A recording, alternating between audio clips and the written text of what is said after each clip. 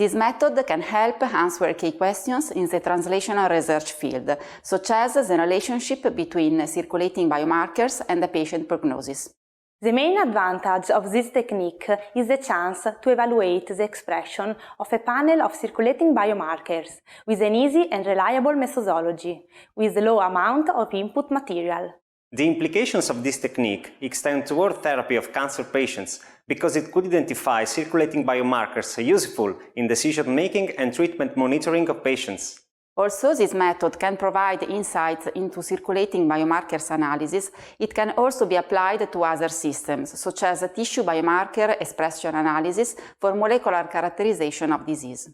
Visual demonstration of this method is critical, as the extraction steps are difficult to learn.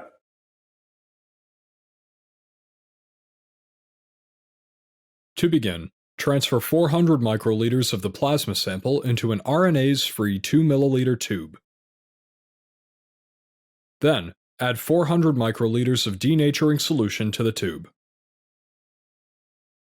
Add 4 microliters of 1 nanomolar spiken. After mixing the solution, add 800 microliters of acid phenol chloroform. Vortex the solution for 60 seconds. And centrifuge at maximum speed for 15 minutes. Next, transfer the lysate contained in the upper aqueous phase to a clean tube, taking care not to disturb the interphase.